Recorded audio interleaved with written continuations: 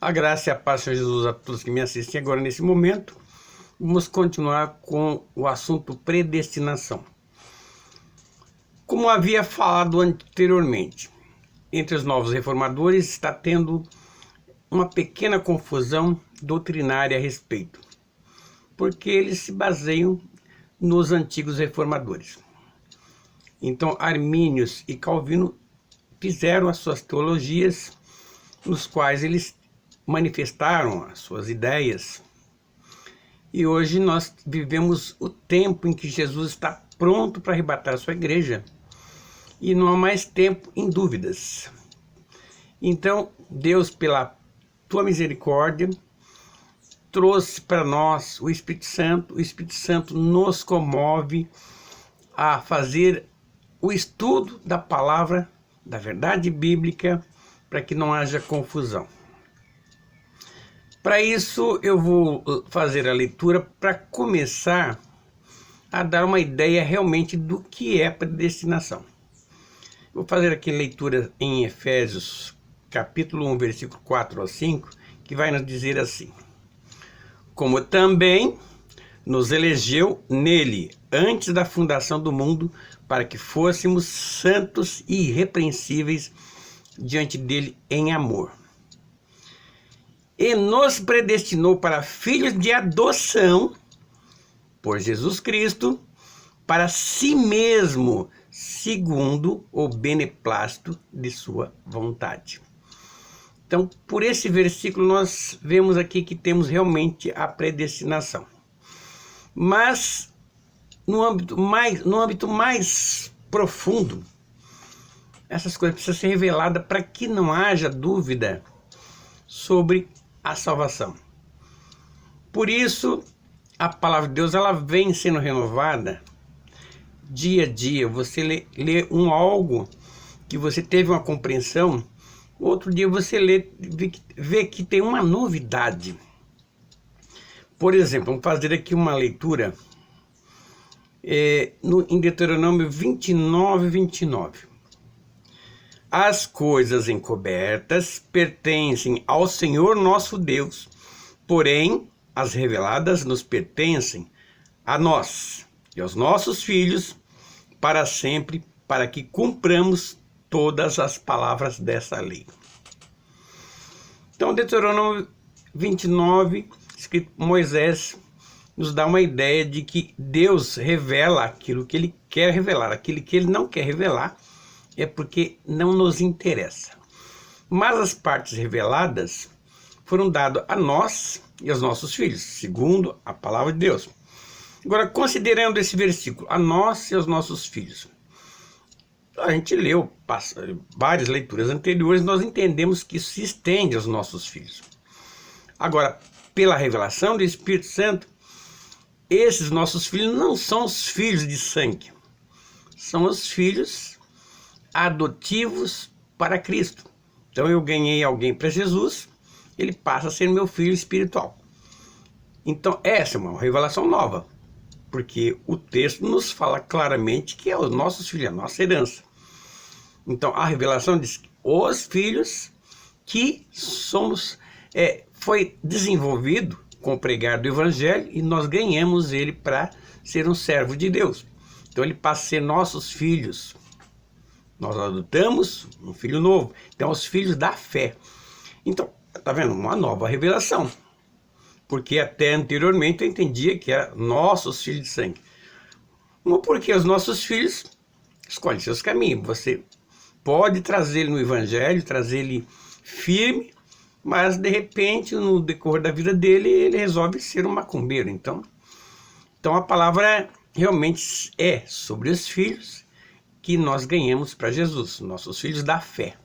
Muito bem. Como a revelação de Deus vem trazendo a nós, que somos escolhidos, nós que somos, antes da fundação do mundo, fomos predestinados à salvação, Deus abriu nossa mente, não temos mentes cauterizadas e nós entendemos a palavra conforme a revelação do Espírito Santo. Então você faz uma leitura e o Espírito Santo te revela coisas novas. Neste caso aqui, o Evangelho se torna simples. Então não se deve complicar um assunto tão grave esse, porque de repente alguém ouve, alguém que está na igreja, ouve que está se predestinado este ou aquele para a salvação, a pessoa talvez duvide da sua própria salvação e sair da igreja, e é uma perda para o evangelho. Então vamos esclarecer isso na palavra de Deus para que não se torne heresia, sempre na palavra de Deus. Muito bem, então as coisas de Deus são coisas simples, são reveladas pelo Espírito Santo, e são coisas simples, o evangelho é simples. Então no caso, vamos ver aqui então o que Jesus falou a respeito do evangelho simples. Mateus 11, 25. Naquele tempo, respondendo Jesus, disse: graças te dou, ó Pai, Senhor do céu e da terra, que ocultastes essas coisas aos sábios e aos entendidos, e as revelaste aos pequeninos. Então, o compreender das Escrituras não cabe aos sábios, entendidos, os inteligentes, mas sim aqueles que são simples, mas recebem de Deus a comunicação da verdade bíblica. Então, tudo aquilo que nós fazemos, orando e buscando a Deus um entendimento, Deus traz o seu Espírito Santo para nos comover a entender. Então, vamos fazer então perguntas simples, né? Se a palavra de Deus aqui diz aqui em Efésios, capítulo 1, 4 e 5, nos diz assim que como nos elegeu nele antes da fundação do mundo, para que fôssemos santos e irrepreensíveis diante dele em amor. Então a pergunta que cabe aqui é o seguinte: olha, se antes que a terra fosse reformada, porque a terra já existia, ela estava sem forma e vazia, mas ela existia. Deus reformou a terra para que o homem permanecesse nela e vivesse nela. E ali colocou Adão e Eva. Ora, se eles ainda nem sequer tinham pecado, né? Então, o que aconteceu para que o homem fosse condenado ao inferno, ao lago de fogo? Não tem como se entender isso, porque diz antes da fundação do mundo, quer dizer, antes do homem existir, já havia uma escolha. Então, é isso que tem que pôr na cabeça. Ah, porque o homem pecou e tal. Não é pelo pecado do homem. A pergunta é: onde se originou o primeiro pecado? Aonde? O primeiro pecado foi cometido no céu.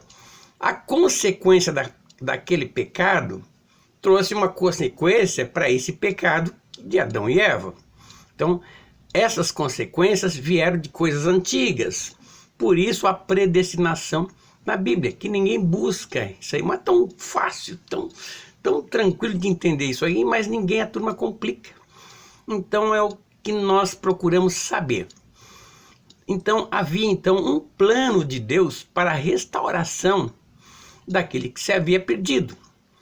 Então houve uma guerra no céu, o diabo arrastou com sua cauda 1/3 dos anjos e os lançou para a terra.